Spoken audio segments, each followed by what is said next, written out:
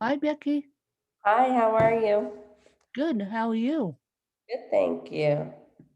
So, I have a curiosity question for you. Would, and if you say no, it's perfectly fine. Would you like this to be on video or just a podcast? I'm open for either or both. Okay, well, I was thinking that we could do, if it's easier for you, we could do just a podcast and then possibly have you come back for interview number two and then do video and a podcast. I'm. It's all up to you, your plan. Well, But my open. plan, my I'm plan. yeah. So So I'm what open. I'm going to do is I'm going to say welcome to Ask When, and then I'm going to let you all say, Becky, please explain more about what you do, and then I'll let you take it away. Perfect. And then, how long do you usually like to go? 30 to 45 minutes. Sounds good. Sounds great. Welcome to Ask When, everyone. This morning with me, I have Becky, and Becky is a disabled specialist in all her rights. So I'm going to let Miss Becky take it away. Thank you for having me. I'm excited to be here. As Wynn mentioned, I am Becky Kekula. I am a person with dwarfism, so I identify proudly as being part of the disability community, and I strive to advocate for people who come after me. I had a fortunate upbringing where my family was super supportive, gave me the support I needed to chase after what I was passionate about, and I want others to be able to have the same. Of course, I faced challenges growing up. When it came to entering the job market, I struggled. I sent out 1,000 resumes and went on 100 interviews over the course of 4 months, even though I did have a college degree that qualified me for those jobs. And I don't want that to continue to happen to other people. And that's what I've dedicated my life to do. It wasn't what I always did. I worked for the first decade of my career behind the scenes in the media and entertainment industry, trying to change what we see in the media because it affects how people like me are treated in society. And then I made the shift to help corporate America get better at disability inclusion because it seemed that there was more eagerness for them to do that. And they're easier to help when there's more eagerness and willingness on the other end. And it starts with having executives open up about their relationship to disability, whether or not they have a disability themselves, whether it's a family member, whether they're an ally, or they just are supportive of the community. It's important for people at the highest level possible to show their commitment in order for the rest of the organization to get on board. And I believe that it's a huge difference when people in corporate America say, oh, we're equal opportunity. Why we're hiring people with disabilities, but then they don't understand the disability, at least in my case, they did. And they don't want to use us to our full capacity. Exactly. I think we're often celebrating new hires of employees with disabilities, but we're not celebrating retention and advancement enough. And it's really important for people to get the critique and support they need to be able to move up in an organization. Not every person with a disability wants to be at the entry level for the rest of their lives. No, nope. And and unfortunately, due to the world pandemic, I was lucky enough to lose my job. And I say lucky enough to lose my job. And I became a journalist in the midst of a pandemic, even though I'm still getting my college degree. I consider myself a journalist, and I'll be done with my college degree in April of 2022, and I'm not looking back to corporate America. Congratulations. That is awesome. Oh, That's thank you. Thank you. I'm not, as I said, I'm not looking back to corporate America because corporate America is, if I put it bluntly, on this podcast, they're failing the disabled left, right, and center, whether it's dwarfism, cerebral palsy, autism, every which way. People with a back injury, they're just people that are deaf, people that are blind, people that are have a limp, people that are veterans, people that are older age trying to get a job. Um, Corporate America is failing all those people. Well, I think journalism is definitely, I think it's important for people to continue to tell stories and the perspective of the world. And I think it's important. I serve on the board of the National Center for Disability Journalism at Arizona State University. They came up with a style guide trying to get people to stop being fearful of addressing disability in their storylines.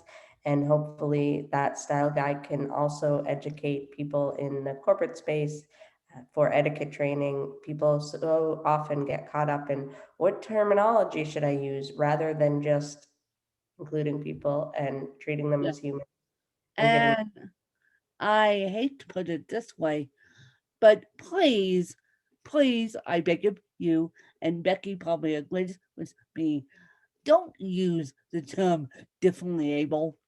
Just Right. use the elephant in the room, disabled. Just to use the elephant in the room, disabled, to make us both happy. I mean, geez. I agree with you 100%. I think it's really important just to use the word because the reason why people keep dancing around it is because people keep avoiding using the They don't word. And want to face it. right. They don't want to face it. So, Becky, what is your favorite book? My favorite book. Oh man.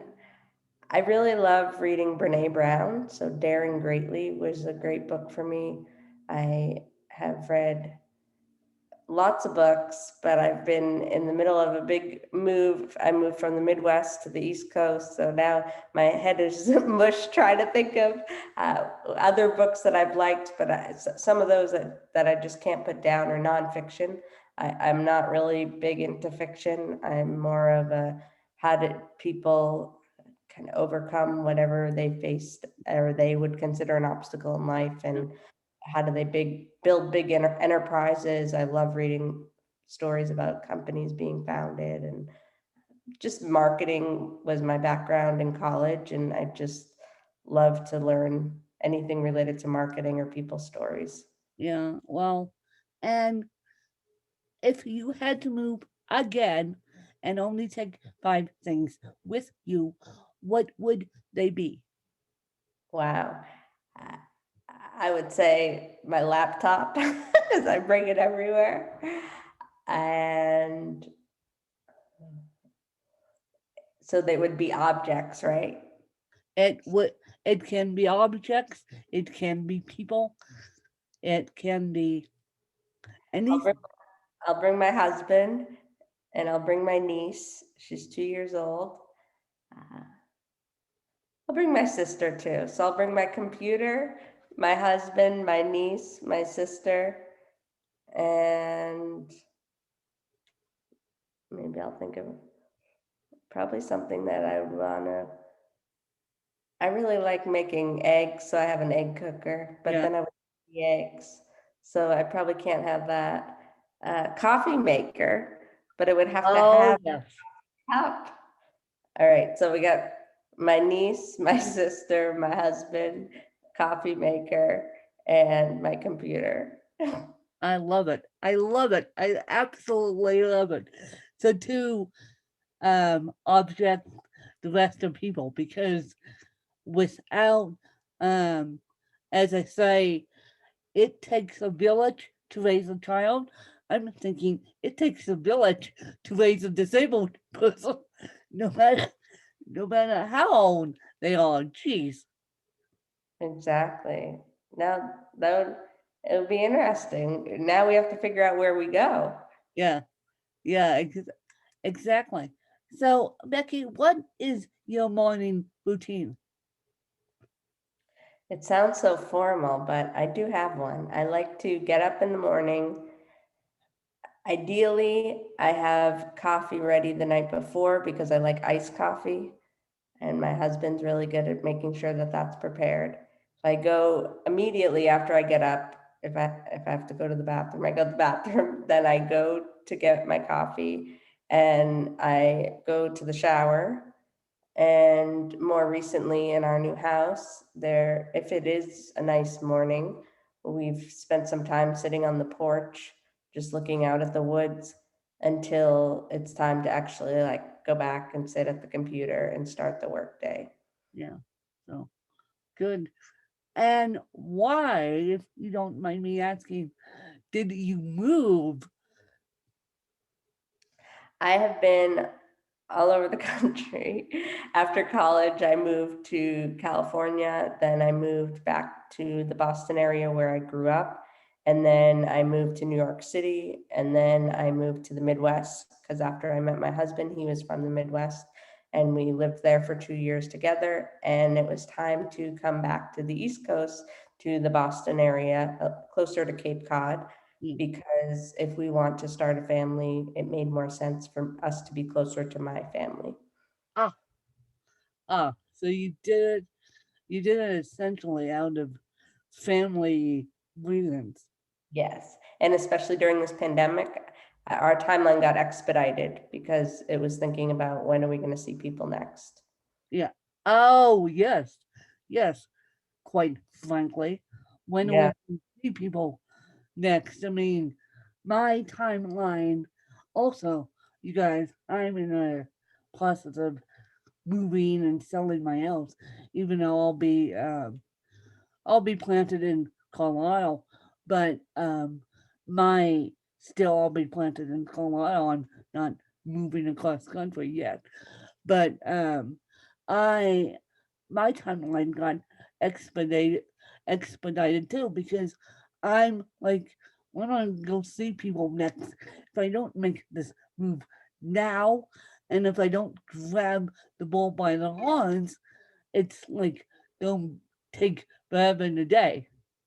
Right, exactly. Yeah, And that's why we did it. We put offers on a few houses and got the one we're in now, and it's now just unpacking and hopefully not moving anytime soon again. hopefully not. Thing. Hopefully not. So, Becky, as we wrap this interview up, do you have any questions for me? Yeah, I'd love to just kind of know about what made you decide after you transitioned out of your job to pursue journalism. Well, I wrote a book after my mom died, and this is what started the whole journalism content creation thing. I wrote my autobiography at the age of 23. I come a win, and then it just snowballed from there. The moment I hit publish on Amazon, it just snowballed. People were interviewing me, and then I decided to start a podcast and interview people like yourself to raise awareness about dwarfism, to raise primarily to raise awareness about cerebral palsy, but it's coming to the point where I'm raising awareness about every disability under the sun. Love that. That's so cool. How long has it been now? It's been 10 years. I've been doing this. I've been doing journalism part time for 10 years, but since March, I've been doing it full time. Wow. Well, Yeah. congratulations. Well, thank you.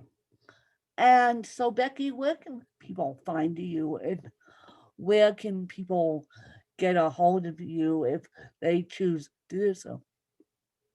Absolutely. They can reach out to me at beckymotivates.com, or they could send me an email at beckymotivates@gmail.com.